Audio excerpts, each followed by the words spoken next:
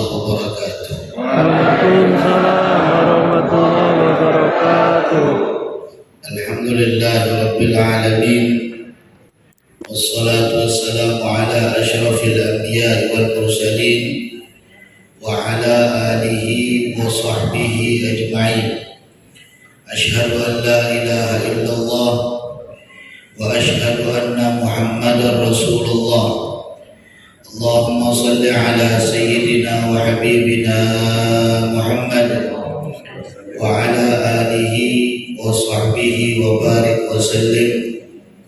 Amma ba'd. Yang saya muliakan Bapak Kepala Dinas Pendidikan beserta seluruh jajaran, dan yang saya muliakan para ayahanda, para ibunda, purna tugas, Masya Allah, pergi ke tambak memancing ikan dipancing awas pakai umpan. Walaupun sudah selesai tugas di Dinas Pendidikan, saya lihat semua masih cantik dan tampan. Serta yang saya muliakan Bapak Ibu sekalian yang dirahmati oleh Allah, saya tidak lama, yaitu mulai lubang lama gigit begitu tajam. Saya ceramah tidak lama, tidak sampai sejam. Kita bersyukur kepada Allah yang telah menganugerahkan kepada kita nikmat yang tiada hingga, yang telah memberikan kepada kita nikmat yang tidak mampu untuk terhitung walaupun dengan alat tercanggih dunia ini sekalipun, yang telah memberikan kepada kita nikmat sehat walafiat dan keberkahan umur, dan nikmat yang terbesar dikumpulkan kita di dalam tempat ini dalam panggilan hati kita kecintaan untuk bersama-sama dalam bersatu, seperti yang dikatakan oleh ayahanda tadi, ya, Masya Allah, ikan awan, ikan betutu begitu enak kalau disalai. Kalau andai kata dari Dinas Pendidikan ini bekerja dan bersatu, maka semuanya tidak akan terbengkalai. Tidak Allah. Salawat dan salam kita sampaikan dan kita haturkan kepada junjungan kita Nabi besar Muhammad sallallahu alaihi wasallam, yang mana beliau Rasulullah telah membawa kita dari jalan yang gelap gulita menuju jalan yang terang benderang yang disinari oleh iman dan Islam. Bapak Ibu sekalian yang dirahmati oleh Allah, kita lihat di papan ini begitu bagus di dalam temanya, meneladani dan meningkatkan cinta kepada Rasulullah. Cinta ini suatu yang mudah diucapkan lidah, tapi begitu sulit untuk kita amalkan. Karena kalau sekali cinta itu kadang susah untuk terlupakan selama-lamanya. Tanya kepada sahabat saya Ustaz Soleh yang saya muliakan, lupa saya nyebut nama beliau, dan beliau bawakan saya ngomong tadi. Kadang kita merasakan cinta itu dari mata menembus ke hati, kan gitu. Sebenarnya keliru. Namanya cinta itu dari hati menuju ke mata. Kalau cinta itu ke mata melalui hati, kadang menjadi dusta. Tapi kalau cinta dari hati ke mata, tiada dusta selama-lamanya. Ini masalah cinta. Seorang kenapa harus cinta lewat hati ke mata? Kalau cinta dari mata ke hati, bagaimana dengan orang yang buta? Maka dia tidak akan pernah menemukan cinta. Tapi ketika cinta itu lewat hati melalui mata, karena apa yang kita sembah tidak pernah terlihat di hadapan mata kita, dan kita tidak pernah melihat sang sosok yang mulia yang kita maulidkan pada saat ini, tetapi hati kita mengatakan bahwa kita cinta kepada beliau. Seorang yang cinta pasti ingin untuk mengikuti orang yang ia cintai. Itu pasti udah. Ada orang cinta dengan ulama, dia ikuti dengan pakaian ulama, bahkan sampai jenggotnya diikutinya, kumisnya diikutinya, gaya bicaranya diikutinya. Ada orang cinta dengan Kiai Haji Zainuddin MC, Masya Allah, penceramah, sampai ceramahnya pun mirip Kiai Zainuddin MC. Diikutnya, kenapa? Saya cinta. Seperti ayahanda ibunda ini, cintanya beliau dengan tugas beliau luar biasa. 35 tahun. Kata beliau tadi banyak yang jalan, ya, dari kawan-kawan, tapi saya lihat Bapak Ibu ini insya Allah semuanya sehat walafiat. Ya, apa namanya, cari air, gali sumur, cari cangkul, gali sumur, sumur digali keluar air. Saya lihat Bapak Ibu walaupun yang purna ini udah berumur, tapi malaikat belum sampai dekat leher, masih jauh. Di sini kita lihat, maka dengan cinta itu semuanya terlaksana. Saya cinta dengan tugas saya, dijadikan dan ditakdirkan oleh Allah sebagai pengajar, sebagai dai, sebagai penceramah. Maka dengan tugas itu kita tidak akan merasakan capek karena cinta. Dan suatu yang mulia dijadikan oleh Allah kepada Bapak Ibu ialah mengambil tugasnya Allah, yaitu Rabb, sebagai pendidik. Kalau Bapak Ibu belajar dalam agama itu ada namanya tafsir tarbawi, ada namanya hadis tarbawi. Itu semuanya bicara tentang pendidikan. Maka di sini kita harus cinta, harus kenal siapa itu Nabi Muhammad SAW. Kita mau cerita bagaimana tentang kehebatan siapa saja, itu semua Nabi Muhammad itu punya. Ya, kita bercerita tentang bagaimana keindahan Nabi Allah Yusuf alaihissalam. Nabi yang begitu ganteng, ya Bapak Ibu ya.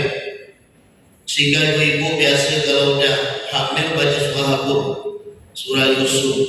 Apa dibaca surah Yusuf? Supaya anak saya nanti ganteng. Saya alhamdulillah, mak saya dulu waktu hamil sering baca surah Yusuf. Itu saya pun ganteng sekarang. Ini ketawa mulu enggak? Di sini kita lihat Nabi Yusuf itu ganteng. Bayangkan Bapak Ibu sekalian, wanita mengejar laki-laki. Itulah Nabi Yusuf. Saya dulu dikasih amalan sama guru saya. Saya tidak cerita di sini, kasih cerita. Wahai Anas, katanya, ada apa Ustaz? Kalau ente ada suka dengan perempuan, baca surah Yusuf ayat 4 katanya. Wa idh qala Yusuf li abihi ya abati inni ra'aitu ahada asyara kawkaban wa syamsa wal qamara ra'aituhum li. Sebut namanya lalu kau lanjutkan saja ini. Saya coba waktu, Masya Allah, ada datang. Ini artinya apa? Dalam menjalankan kehidupan itu merasa nikmat, yakin selesai. Yakin itu mahal, ya. Dan yakin itu tidak semua orang bisa untuk melaksanakannya. Karena dari keyakinan itu akan membentuk sugesti bagi tiap orang gitu. Ya. Jadi ada dulu ketika saya belajar keyakinan, belajar yakin gini, guru saya menceritakan ada satu orang, ya, helmnya hilang, sementara rahasia sebelah di mana-mana razia. Ini bagaimana ini? Pasti saya kena razia, sementara duit untuk beli helm tidak ada. Datang ke Kiai, wahai Kiai, kasih saya satu amalan Kiai supaya polisi tidak nampak Kiai. Kiai pun tulis di kertas, jangan kau buka ini kertas, insya Allah polisi tidak lihat. Dipegang di kertas itu, polisi di tepi jalan tidak ada. Halo, katanya, tidak lihat. Sampai di rumah rumah dia mikir apa sebenarnya dikasih kiai ini. Begitu dibuka ternyata cuma tulisan aku anak Indonesia. Lalu kenapa bisa? Yakinnya itu. Yakin itu. Bapak Ibu kalau berobat ke seseorang, lihat wajah orang itu tidak meyakinkan, saya yakin Bapak Ibu takkan sembuh-sembuh. Ya. Kalau Bapak Ibu minta bacakan air, tolong Ustaz, anak saya sakit. Tengok wajah tidak meyakinkan, saya yakin anak Bapak Ibu itu tidak percaya. Coba Bapak Ibu datang ke Ustaz Soleh, tolong Ustaz minta air, lihat wajah beliau meyakinkan dengan jenggot dan kumis serta senyum beliau. Udah, oleh sebab itu kadang kalau berobat ke dukun itu gini, 3 hari sembuh kata dia. Itu sebenarnya membentuk sugesti. Bapak Ibu sendiri yang obat. Ya, ujung-ujungnya ayo, udah. Saya kalau ada orang datang ke rumah biasa, saya dijadikan orang sakti di kampung. Asal ada anak suka nangis datang ke rumah, tolong Ustaz, saya pegang setiap insya Allah malam ini dia tidur nyenyak, betul-betul tidur nyenyak. Besok datang lagi, kita bisa ini saya bisa ganti profesi nanti. Hilang jejak ceramah lalu orang obat. Ini kenapa sugesti itu penting untuk kita memunculkan kepada orang lain, maka yakin. Ya. Nabi Allah Yusuf alaihissalam ini bukan sugesti, tapi memang betul dijadikan oleh Allah Nabi yang begitu indah, rupanya yang begitu ganteng. Bayangkan seorang wanita kejar Nabi Allah Yusuf, tapi Nabi Allah Yusuf ini kan seorang rasul dijaga oleh Allah. Walaupun Bapak Ibu, Nabi Yusuf itu mau apa enggak? Mau, karena manusia. Gimana dalilnya? Buka surah Yusuf surah 12 ayat 24. Hamad bihi wa hamma biha. Wanita itu berkeinginan dengan Nabi Yusuf, Nabi Yusuf pun berkeinginan dengan wanita itu. Cuma Nabi Yusufnya rasul, dijaga oleh Allah. Sehingga di penutup ayat ini, walau ra'a burhanan, beliau lihat bagaimana kebesaran Allah Subhanahu wa taala. Kalau kita jangan Pak. Kalau kita udah berdua-dua dengan perempuan, saya yakin yang ketiganya adalah syaitan. Ya. Saya pernah ada satu kali itu bapak-bapak minta ajar anak, tolong Ustaz ajar anak saya Ustaz, anak saya dokter. Saya tak nanya perempuan laki-laki. Begitu saya datang ke rumah, perempuan anaknya. Ya Allah, anak bapak perempuan. Iya Ustaz, perlu belajar ngaji Pak Ustaz. Iya. Saya tengok pakai astagfirullahaladzim, cantik baru. Ini iman betul bisa imun naik di depan saya. Di saat udah ngajar, bapak itu langsung, Ustaz saya kira, Pak jangan Pak, tak ada orang di rumah ini. Tidak ada orang Pak, tidak apa-apa Ustaz, saya percaya dengan Ustaz. Ustaz juga. Karena Allah dah jelaskan Quran, Sayyidina linnasi hubbu syahawati minan nisa, dalam surah Ali Imran ayat 14. Coba buka. Manusia itu dihiasi dengan sesuatu yang mereka inginkan, wanita-wanita. Maka begitu ngajar, Mbak ikuti saya. Ya. A'udzu billahi minasy syaithanir rajim. Tepuk. Ini suatu Ustaz cantik. Sedap jantung sendiri berarti saya. Dapat 3 hari berhenti saya Pak. Jadi betul-betul luntur iman di depan kita. Itu kalau kita laki-laki tidak bisa dibohongkan, maka jangan buat-buatan. Yang ketiganya pasti syaitan. Nabi Yusuf itu rasul. Bayangkan begitu dikejar oleh sang wanita itu Siti Zulaikha, Nabi Yusuf itu lari sampai ditarik baju belakangnya Nabi Allah Yusuf. Coba kalau kita Pak, saya yakin kalau memang bapak di posisi Nabi Yusuf, bapak lari sampai ke jalan selam, begitu udah agak sepi, kembali arah bapak lari. Betul Bapak? Ini coba tuh. Ini Nabi Allah Yusuf dijaga oleh Allah. Maka Siti Zulaikha malu, dikumpulkan seluruh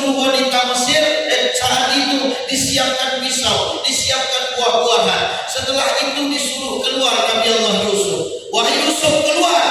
Di saat Nabi Yusuf keluar, mereka lihat si Nabi Yusuf begitu ganteng. Enggak sadar bu, dalam Quran itu waqatta'na aydiyahunna.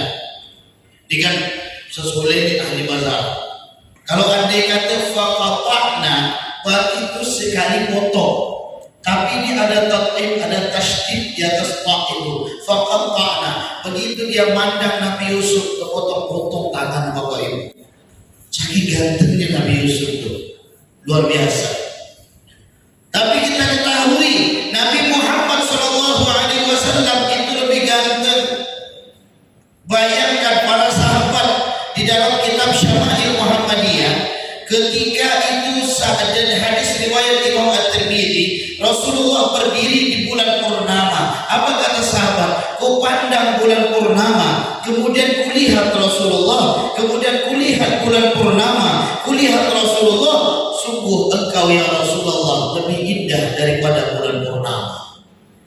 Maka begitu mereka nyambut Nabi kan, Tala'al badru alaina min thaniyatil wada' wajaba syukru alaina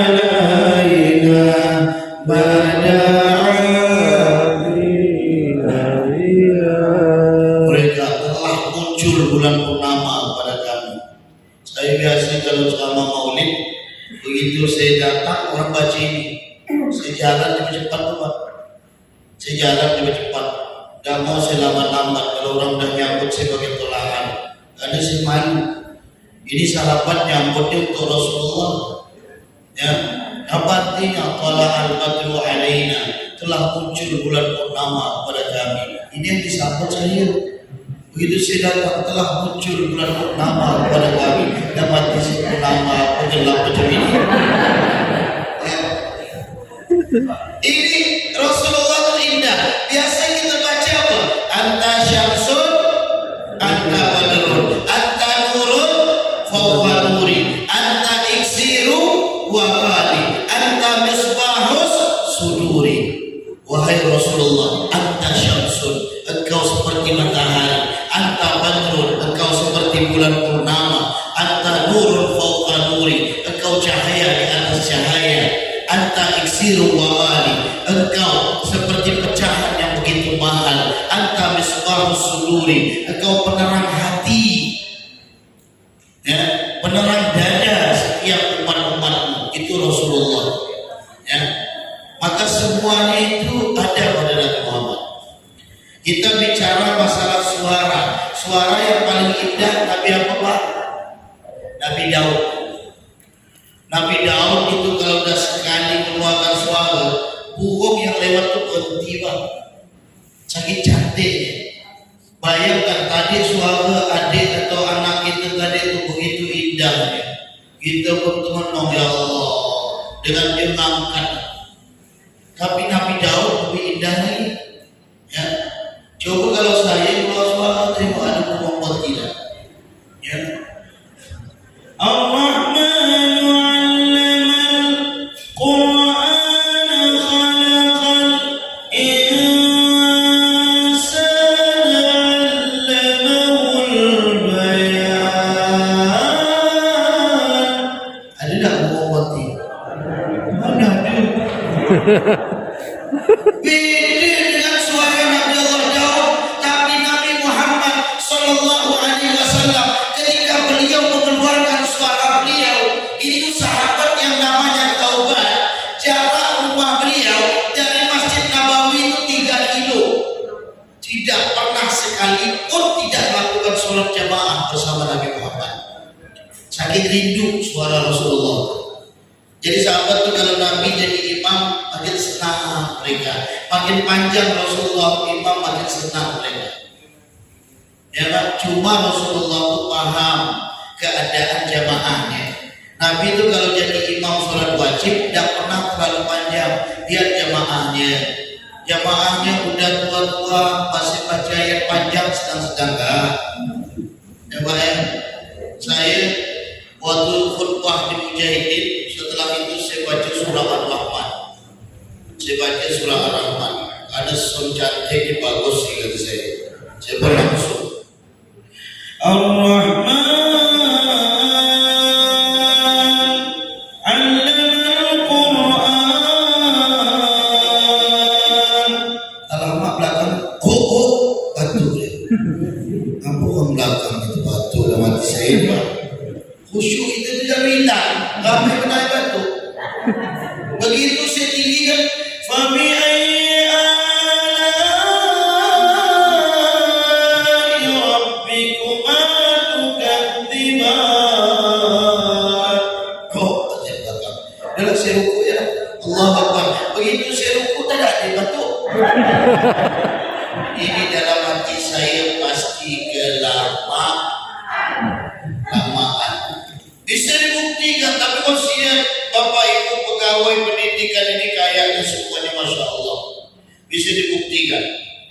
Kita Pak kadang sholat tarawih ya, kita tengok siapa imam Pak. Biasanya rumah ya. Siapa imam? Bapak ni lama Bapak itu biasa. Ada itu Pak, kalau di sini kita tak ada. Tak ada beda.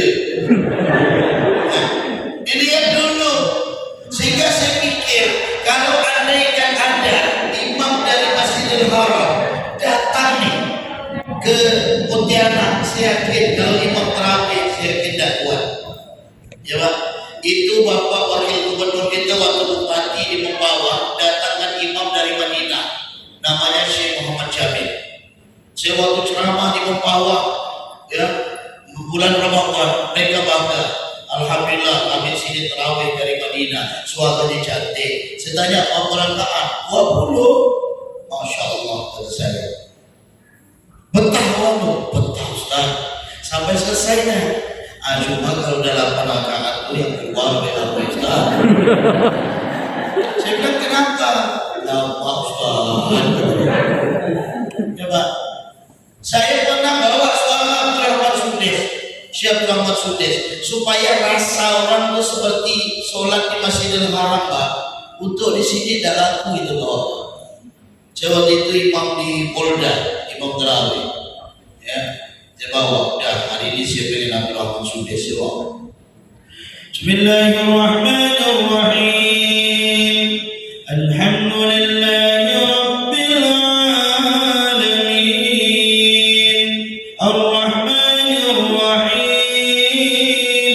Begitu sampai siratal ladzina an'amta 'alaihim ghairil maghdubi 'alaihim waladdallin.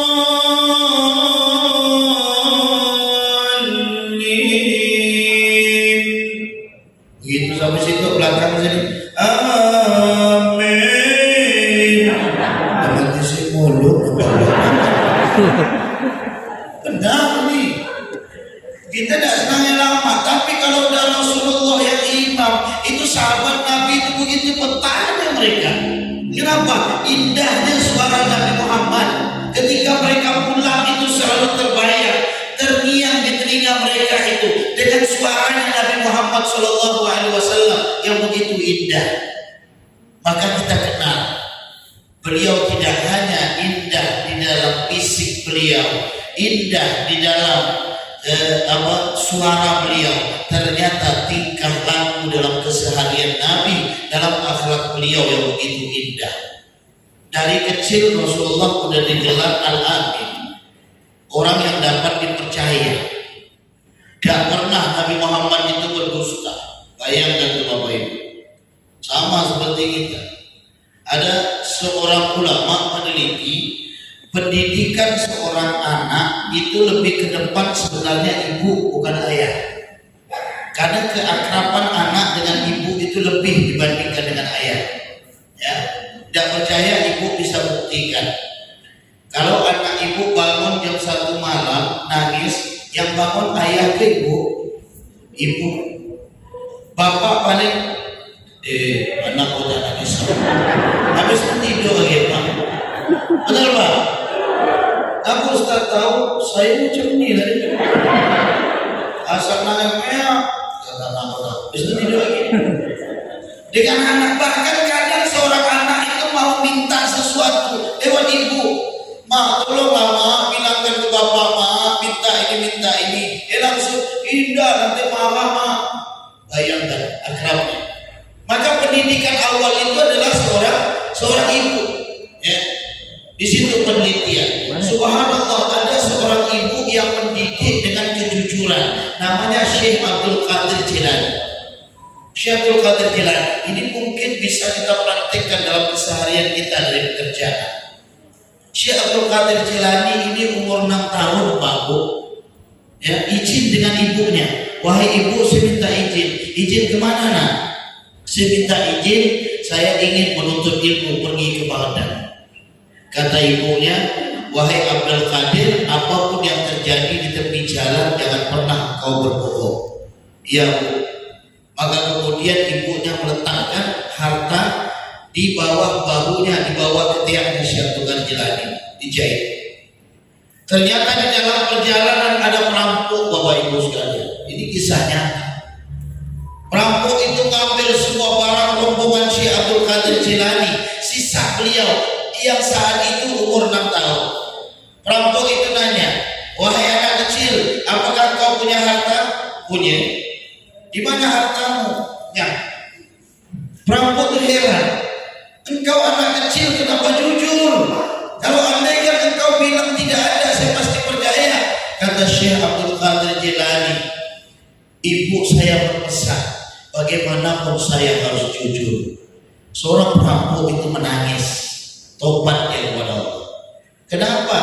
Dia teringat, ya Allah, saya ini punya ibu, sementara saya tidak pernah untuk berkata dengan suatu perkataan yang baik. Saya tidak mendengar nasihatnya, saya tidak mengikuti apa yang telah dicontohkannya. Ternyata seorang perampok tobat karena seorang ibu. Maka ibu, ajarkan anak kita terbiasa untuk kejujuran. Ya, ada kalanya ibu, bukan di sini, tempat lain. Begitu dia ngambil kredit, tukang kredit datang ke rumah, dibilang, nah, kalau ada tukang kredit itu datang, bilang mak ada di rumah. Ada itu Pak, macam itu Pak. Begitu datang, Assalamualaikum, waalaikumsalam. Mak kamu ada nak? Oh kata mama tadi itu pergi pasar. Anak dah biasa bohong. Nanti kebetulan dia sedang sapu teras, tukang kredit datang. Waduh, tidak bisa lari, dia lari ke tepi pintu. Lihat jempolnya nampak. Lalu setelah itu, Assalamualaikum, waalaikumsalam. Nak, mak kamu ada nak? Oh mak tadi itu pergi ke rumah kawan tak kemana ya? Karena udah terbiasa bohong Pak. Tukang kredit dia, oh iya nak, sampaikan salam mak. Kalau mau pergi tempat kawan, kakinya jangan lupa di bawah ya. Karena kenapa? Jempolnya nampak, masuk bunyi itu. Jadi artinya apa? Kejujuran bermulai dari orang tuanya. Ya. Sekarang kita mudah saja berpikir Pak, kalau kita ingin untuk mempraktikkan kejujuran, di samping kita ingat Nabi Muhammad SAW, tapi ingat anak-anak kita. Saya berapa kali ada orang menangis, bagaimana dia saya sudah melakukan kezaliman dan saya mau tobat kepada Allah. Bagaimana caranya? Saya bilang apa? Ngajak pikir. Kalau kita ingin sesuatu yang haram, kita ingat anak kita Pak, Bu. Kita ingat. Ya Allah, saya seorang ayah yang dibanggakan, saya seorang ibu yang menyusui mereka, yang saya keluarkan mereka dari rahim saya, yang saya berkorban waktu dengan dia. Ya Allah, saya seorang ayah yang sampai terik panasnya matahari, saya mencari nafkah untuk dia. Saya dipindah dari sana ke sini, ya Allah. Kenapa saya tega memasukkan mulut anak saya dengan harta yang haram? Ingat anak. Kalau kita mau cari yang haram, ingat anak kita. Maka insya Allah dah jadi itu. Dah jadi. Ada orang nanya ke saya bilang ingat anaknya. Kalau tidak ingat tubuh kita yang sudah banyak dosa ini, kita masukkan dengan sesuatu yang haram lagi. Maka praktekkan bagaimana keseharian Rasulullah. Walaupun kalau kita ceritakan tidak akan habis. Laqad kana lakum fi Rasulillahi uswatun hasanah. Sungguh ada pada diri Nabi Muhammad itu suri tauladan dalam segala hal, apa saja. Ya, kejujuran ada pada Nabi Muhammad, kesabaran ada pada Nabi Muhammad. Bayangkan siapa yang kuat seperti Rasulullah. Saya pun, ya Allah, mau pergi sholat kena kuda, besok kena kuda, hari ketiga kena kuda. Begitu tidak ada orang kuda, Nabi Muhammad baru datang ke rumahnya. Nanya, mana orang biasa meludah saya? Ya Rasulullah, orang biasa meludah saat ini dalam keadaan sakit. Nabi pergi ke rumahnya, didoakan oleh Rasulullah. Ya, jadi untuk mendoakan beda agama hukumnya boleh. Ya Pak ya. Kalau doa ada bos kita sakit, beda agama, pergi ke rumahnya, doakan, ya Allah berikan kesembuhan. Itu para ulama sepakat boleh. Ya, di sini hubungan sosial kita cukup untuk doa kesehatan saja. Kalau doa keselamatan masing-masing. Lalu datang Nabi Muhammad, didoakan oleh Nabi. Ya Allah, coba saya tanya Bapak Ibu, mau pergi sholat kena kuda, besok kena kuda, hari ketiga kena kuda. Begitu tidak ada orang kuda, Bapak Ibu tanya, mana orang biasa meludah saya? Pak Bu, orang yang biasa meludah saat ini dalam keadaan sakit. Kira-kira apa yang Bapak Ibu ucapkan? Yang di depan jawab syukur, kata Pak Yono itu. Syukur kata dia. Yang di belakang nyaman gaul katanya. Yang di sana kasih gaul, ya Allah. Ada tak sini yang jawab, ya Allah sembuhkan sakitnya ya Allah. Ya kita. Kalau Ustaz bagaimana? Kalau saya sih insya Allah sama dengan Bapak Ibu. Ini kesabaran Nabi Muhammad. Kenapa Rasulullah begitu sabar? Kalau kita tidak bisa contoh dalam kesabaran Nabi 100%, minimal kita bisa untuk melatih kesabaran kita sedikit demi sedikit. Tapi Bapak Ibu ketahui, dalam penelitian dunia, ya, adab Rasulullah terbesar itu di Indonesia, bukan negara Arab. Ya, hidup yang paling beradab itu Indonesia, yang mencontoh akhlaknya Rasulullah. Subhanallah. Saya berapa kali saya ke sana, saya perhatikan orang Indonesia itu luar biasa bapaknya. Begitu kita jalan gini, ya betul Bang. Tapi di orang Arab tanya yang udah pernah ke sana, Pak saya gimana? Cuma doa. Saya begitu sujud ditekan kepala saya gini aja. Allah kata saya ini, dapat saya pakallah saya Arab Pontianak. Ya apa sih kalau Arab Pontianak di segi bau ini. Kalau itu ditekan langkah-langkah betul wajar. Tapi orang Indonesia tidak berani. Begitu mereka lewat permisi, subhanallah. Akhlak Nabi Muhammad itu ada di Indonesia. Rasulullah itu kalau makan, saya pernah 12 Rabiul Awal, malam 12, saya pas berada di kota Madinah. Alhamdulillah Allah berikan saya bolak-balik ke sana. Saya berada di kota Madinah waktu itu. Di saat itu, ya Allah, orang-orang sedekah. Karena kenapa? Berbahagia akan kelahiran Nabi Muhammad. Kalau bisa dengan sedekah, dengan dibacakan sejarah Nabi Muhammad, kita lakukan. Saat itu saya duduk sedekah, luar biasa. Roti sama kopi. Saya waktu itu tidak dapat. Ada satu orang kasih saya. Padahal punya dia, dikasih ke saya. Ya Allah, kata saya baik hati. Saya bilang syukran. Ada dia aja, senyum ya. Oh bisu. Habis itu saya tunjukkan saya Indonesia. Ya, good kata dia. Subhanallah, ini contoh akhlaknya Rasulullah. Wa yu'thiruna ala anfusihim walau kana bihim khasasah. Dia akan mendahulukan orang lain walaupun dia punya kesempatan. Itu sifat Rasulullah. Jadi Rasulullah kalau punya sesuatu yang beliau inginkan, tapi beliau akan mendahulukan orang lain. Itu tidak ditemukan Pak, kecuali ada di Pontianak. Kalimat terbaru. Benar Ustaz, benar. Bisa dibuktikan. Bapak Ibu ngumpul ramai-ramai makan, misalnya ngumpul 6 orang, ya, beli bakwan 7 butir. Saya yakin bakwan satu tuh sampai balik dari itu, Pak. Ya, kenapa siapa yang mau silakan, walaupun dia pengen. Ya, ini akhlaknya Rasulullah, selalu mendahulukan orang lain. Maka saya yakin kecintaan kepada Nabi Muhammad itu luar biasa. Kenapa kita tidak cinta dengan Rasulullah? Kalau kita ingin mudah setiap langkah kita menjalankan kehidupan, mau pekerjaan kita, mau ibadah kita, mau keseharian kita sama keluarga, keseharian kita sama anak-anak kita, keseharian kita kepada seluruh hamba Allah Subhanahu wa taala, timbulkan rasa cinta kepada Nabi Muhammad dan cinta kepada Rasulullah. Itu memang harus lebih. Ada orang bilang cinta-cinta tapi tidak boleh berlebihan. Siapa bilang? Cinta lebih itu diperintahkan oleh Nabi Muhammad sebagaimana di dalam sabdanya, la yu'minu ahadukum hatta akuna ahabba ilaihi biwalidihi wa waladihi wan nasi ajma'in. Tidak sempurna keimanan salah seorang di antara kalian sampai menjadikan aku, kata Nabi Muhammad, ahab. Dalam ilmu bahasa Arab kan itu tafdhil itu.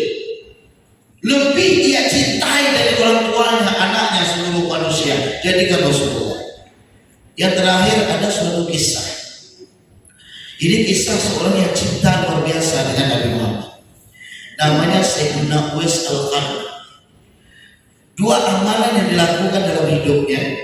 Pertama, beliau memiliki seorang ibu yang tidak bisa bergerak, berbaring. Yang kedua, cintanya kepada Rasulullah luar biasa. Begitu mendengar Nabi Muhammad giginya patah di peperangan Uhud, maka beliau ambil batu, dipatahkannya giginya. Ingin merasakan sakitnya Nabi Muhammad. Maka Sayyidina Uwais Al-Qarni ini hidup di zaman Nabi, cuma tidak pernah bertemu Nabi. Kenapa? Karena beliau punya ibu. Bayangkan ibu beliau suatu saat berkata, wahai Uwais, saya ingin pergi ke Baitullahil Haram, saya ingin tawaf di Ka'bah. Sayyidina Uwais Al-Qarni bingung, ya Allah, ini ibu tidak bisa jalan, mau pakai kendaraan tidak ada duit, hidupnya miskin, dari apa? Lalu setelah itu Sayyidina Uwais Al-Qarni beli kambing, kibas namanya, beli kambing. Orang Yaman kira Sayyidina Uwais ini orang gila, Pak Bu. Dibelinya kambing, naik ke atas bukit, turun bukit, gendongnya naik turun lagi, selama 8 bulan. Orang bilang, ya Allah, Uwais memang udah gila, masa gendong kambing naik ke atas bukit turun lagi. Lalu ternyata kenapa beliau gendong 8 bulan itu, kambing itu, untuk menguatkan ototnya supaya bisa menggendong ibunya sampai ke tanah suci Mekah. Bayangkan, beliau menyadarkan kepada kita, tidak ada apa-apanya kita ini di hadapan orang tua kita, Pak. Di hadapan ibu kita tidak ada apa-apanya. Saya yakin semua kita ini doa. Siapakah seorang wanita yang begitu kuat dalam kesehariannya? Kalau tidak seorang ibu diberikan oleh Allah suatu keistimewaan. Kita tidak ada apa-apanya kalau tidak seorang ibu.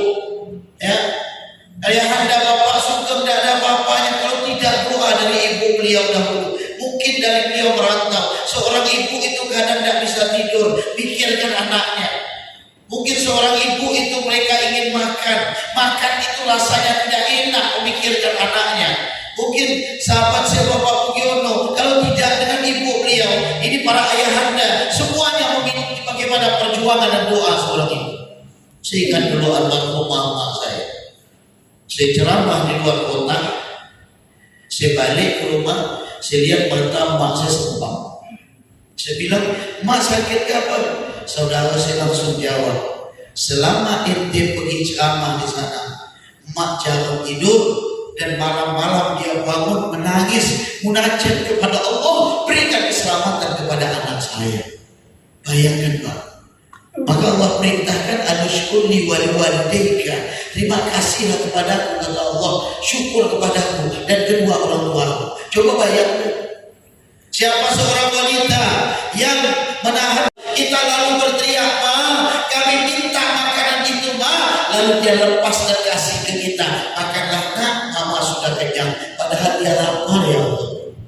Siapa seorang wanita yang siap mengorbankan nyawanya demi mengeluarkan kita, bahkan mereka berpikir, ya Allah, walaupun saya meninggal, yang penting anak saya berikan hidup, ya Allah.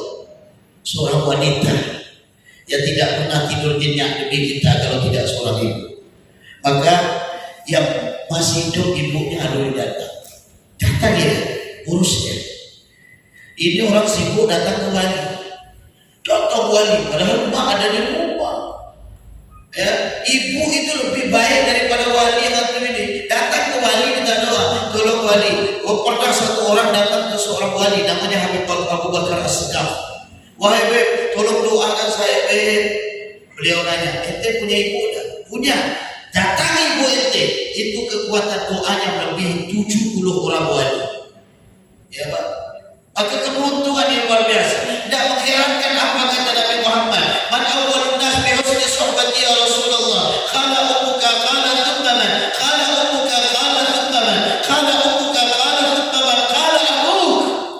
Siapa orang yang harus saya perlakukan lebih baik ya Rasulullah? Ibumu 3 kali.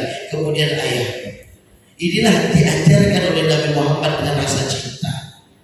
Kemudian Sayyidina Uwais Al-Qarni, cintanya Nabi Muhammad juga luar biasa.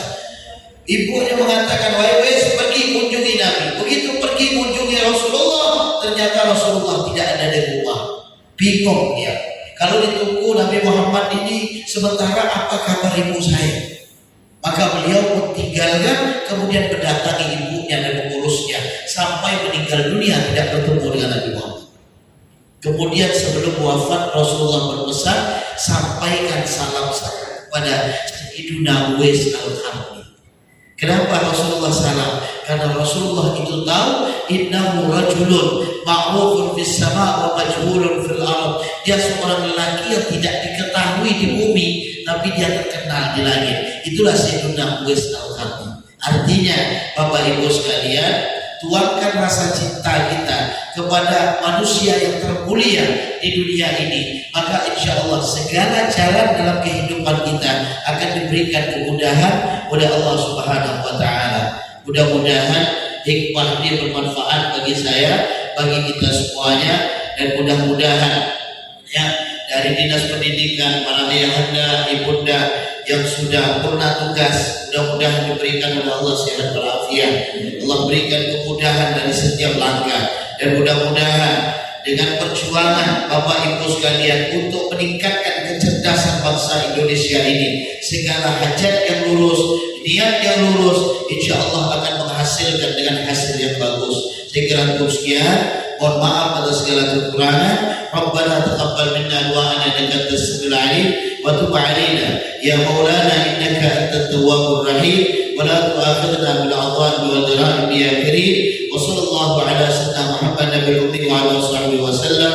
Alhamdulillahi rabbil alamin. Subhanakallahumma wa bihamdika asyhadu an la ilaha illa anta astaghfiruka wa atubu ilaik. Wassalamualaikum warahmatullahi wabarakatuh. Waalaikumsalam.